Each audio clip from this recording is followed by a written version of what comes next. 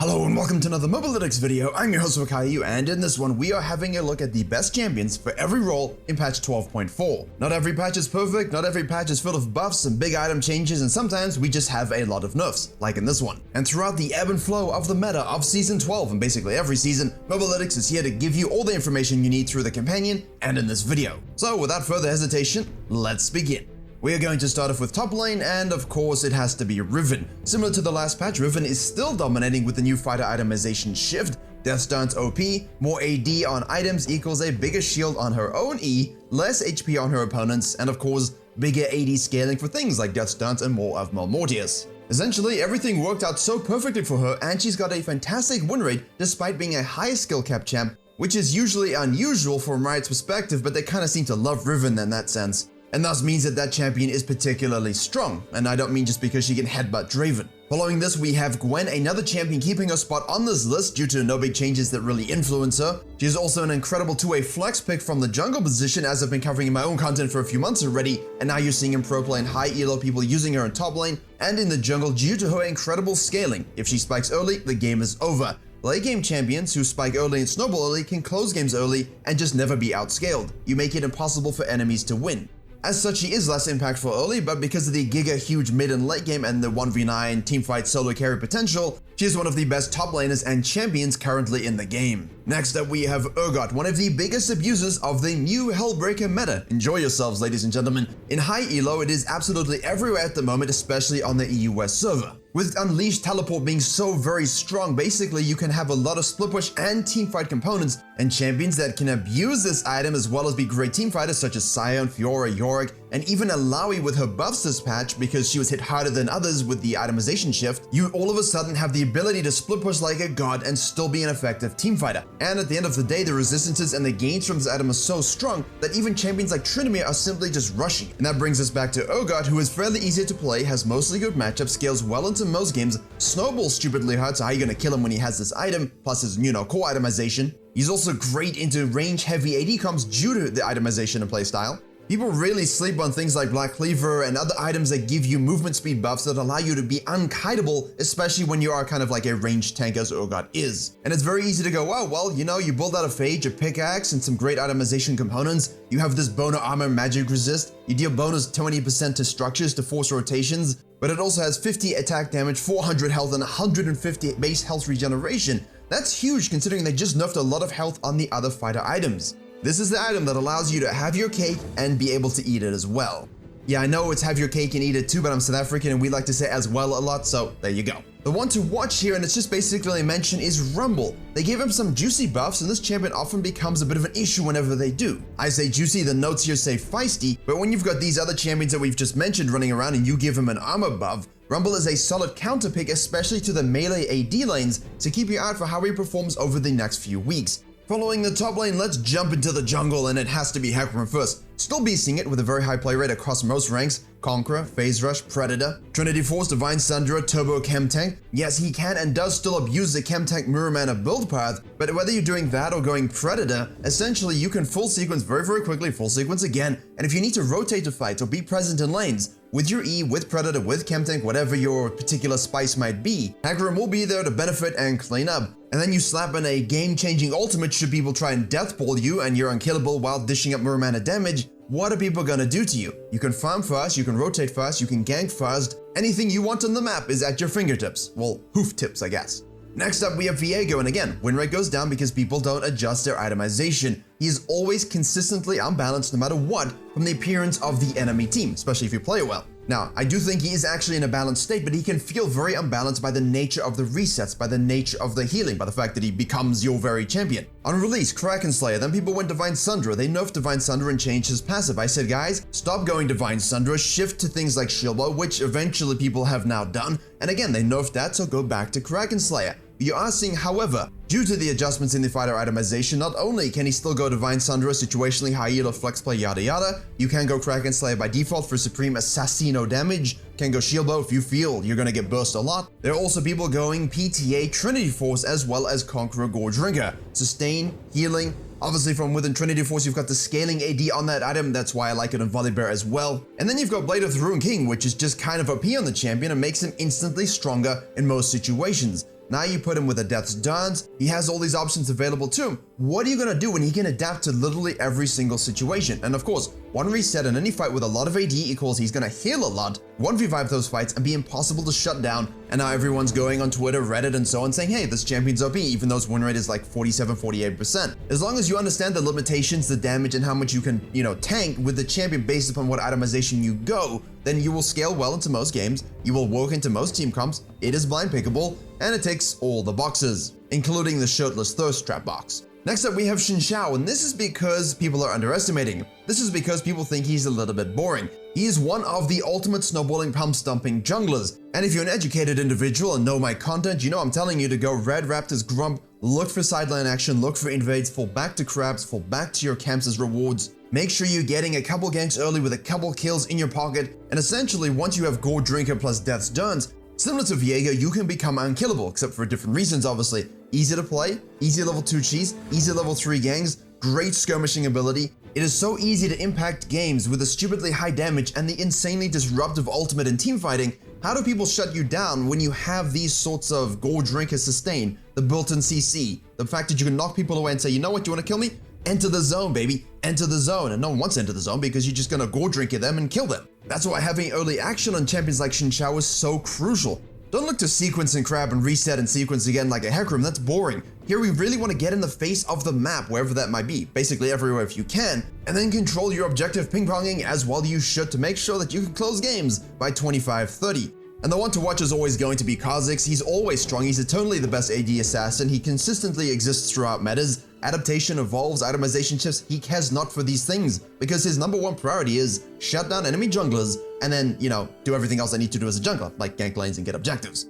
He is just as strong as ever, has a solid win rate, actually a very good win rate, and still has quite a lot of games played as well, which means he's effective even with the big contested picks flying around because he doesn't care about the meta. He only cares about Kha'Zix things, a bug life if you will. Again though, with Kha'Zix, you need to understand your 5 camp action, you need to understand where you want to kind of do a 3 camp gank like say Tanu on EU West. He has so many playstyles available to him that you can adapt as you want, you can evolve as you want, and now with the shifts to itemization in the fighter realm, you can actually afford to go those Conqueror builds again. It's not as good as your raw lethality, but at least that is an option for you. Just remember, if you get fed, please understand teamfighting, flanking, don't just run straight in and die. Yeah, you gotta make sure you have good angles of approach, use your ultimate evolve or just your ultimate in general very, very intelligently. And if the enemy has an enchanter, kill them first. Hunt well, my friends, hunt well. After jungle, we present to you the mid lane, the most geographically desirable location for those who wish to smurf on laners and still play like a jungler. And of course, Ahri has to be first, the most popular mid lane after the rework, and that's not just in the mid lane, that's in the entire game. And considering how massive the sample size is, you really have to bow down to the win rate. Kinda broken actually. All of a sudden with this rework bringing her into the modern age, if you will, the 200-year adaptations they give older champions to make sure that they can thrive and flourish, and in this case flourish a little bit too much. Her newfound versatility and consistency with this rework means she's no longer useless if she misses a charm. And as fun as it is to hit one, if you hit it and nothing happens, that's not really a satisfying game style. Her damage is much more evenly distributed, her ultimate resets completely change the game for her, allowing her to teamfight for years essentially, and constantly engage and escape with ease. Something zeri something movement speed dashes, ugh. It's never been harder to be a slow immobile mage or a useless tank that just gets shredded and you can't even stick to people anymore. But with Ahri's huge ability to run away with games as the damage is so high when she gets ahead, she can just run at you with her ultimate, and it doesn't matter if she fails to kill you as it will be back out before you know it. So it's kinda like Lux in that sense. You think, don't worry, she just stole the dragon from me, we'll head to the Baron considering everyone else is dead on their team, oh look, it's up again. So in short, play Ahri if you want to climb. There you go, easy. But if you don't like to jump on the bandwagon of popularity and success, Neeko's crazy buffs to her hitbox, Q, and W this patch, we're already seeing a huge impact to the champion's pick rate and win rate. Pick rate has obviously never been high for Neeko, but sometimes when things are very strong, people catch on and kind of want those free wins. She is, however, very, very difficult to play against and can bait you in with the duplicates. You should try not to be baited in by such things, but we all have our moments. And the next thing, you're dead. The team fighting and scaling with this is absolutely disgusting, and that's because of that ultimate. It won't matter if teams have split push potential, it won't matter if teams shouldn't 5v5 you. At some point in the game, every team is going to try 5v5 and try fight you, and you as a Neeko can simply say, no. And if you want to play a champion that just says no the whole game, then you pick a Nivea, essentially the stem collector of the mid lane, just has a solid win rate and has basically since the start of Season 12, Season 11, Season 10, she's always good. The Gold Plus performance, however, currently jumps and stays in a really solid position, so if you want to play mid lane, have a more of a controlling style, and you want to say get to Master, whatever your rank is right now, you can do that with the bird. That's because you have wave control, utility, zoning, pick potential, excels at basically everything, and also the bird comes before the egg, which means that even though they killed you, they didn't actually kill you, and most people will forget about it or not do it fast enough, and then you can revive yourself. Basically though, she does have a very easy pickup pattern and a huge skill ceiling despite my mockery of the voiceover here. Tons of unique tips and tricks you can learn along the way, I'm sure Froggen will give you them all, and you can play really aggressively to punish the melee lanes, or you can also adapt and you're happy to sit back and scale in bad matchups. In that way, it's one of the best champions to learn how to manage waves and manage matchups in the mid lane.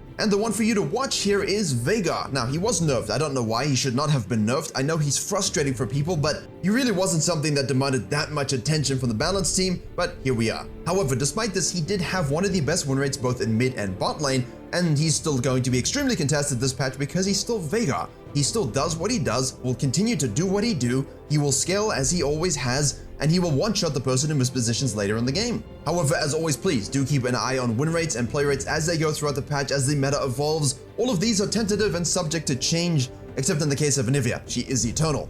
Let's now shift our attention to the babies of the map, the bot lane. Yeah, I said it. What are you gonna do about it? Jhin is going to be first on this list. Still one of the most popular and highest played champions in the entire game so far this season, and rightly so with how well he's been performing since the start. He's been riding the high of the shield bow nerfs ever since that change, and his itemization is so OP considering how well he can utilize that Gale Force. Works basically into most team comps, matchup, drafts, etc. Solid and safe pick overall, just stay reckless and get a pentakill and win the game. And on that very nice transition to Jinx, and if you pay attention to European League of Legends, you know what I mean. The Reset Queen and the champion from Arcane is terrorizing the Rift still. And she is loving the fact that the majority of her supports are enchanters because that's what Jinx thrives with. Lulu, for example, is stupidly impossible to deal with when you have those two together. Trust me, I play a lot of Zyra bot lane and it just makes me sad all the time. The amplification of Jinx and the protection of Jinx is just something no one wants to deal with when she has a huge lead. The Q poke is nutty, the CC chains with the traps if you try to go in on her, and of course the max range zap that you have to dodge lest you be killed and then give her a reset and then she kills your support. Jinx shreds anything and anyone she comes across, 5v5s, 2v2s, 3v2s when she's ahead, turrets, objectives, whatever it is, she can kill it, and obviously that gives you thematic cohesion. And not to mention a global ultimate that can just smack bang someone on the side of the head and give you a reset which you can then use on the lane. Poor bottom laners.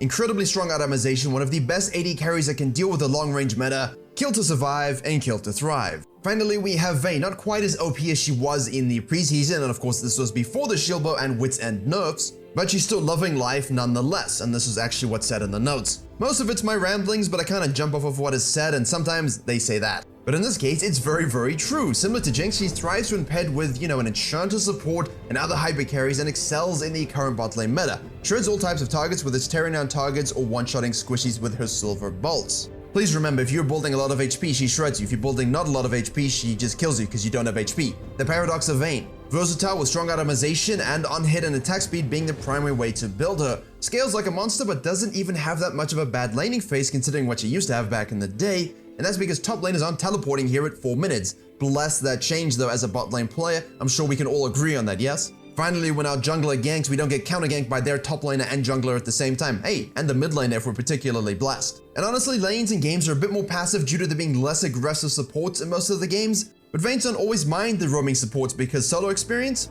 this is the way. And the one to watch is the champion that which should not be named and should not exist because she breaks the game and she's a fundamental disease upon the Rift, and I hate her, Zeri. And I basically said that in the previous video that I mentioned her, but hey, what can you do? She's on the list because she has been turbo broken since people figured out how to build her, and her ban rate is still increasing, quite rightly so. Her movement speed, mobility, and ridiculously relentless damage were way too strong. And now that she's been changed slightly and nerfed pretty hard, it will be interesting to see how people adapt and whether she remains the obnoxious champion that she is. Obviously with that increased HP damage, tanks are crying, but for the rest of the map, let's see. Finally, let's go into the support position. Janna, the queen of peel and shield, is thriving this season so far since her mini rework that came into effect a few patches ago. Good times to be a Janna and Ahri enthusiast. And no, that's not what I meant. But within the current metagame, she is actually exquisite at pretty much everything. She can set up plays, constantly disengage fights, heal up her teammates and buff and shield them super often, and this makes her one of the best supports in the game. She is an amazingly blind pickable champion who can punish easy matchups or survive in the poor ones, something Anivia something. And yeah, that's why people take Anivia support as well. Basically, Janna is just risk-free. And no, not in the top lane diseased sense, in the bottom lane sense, you hooligans. Keep her where she's meant to be played and stop playing the game like a degenerate.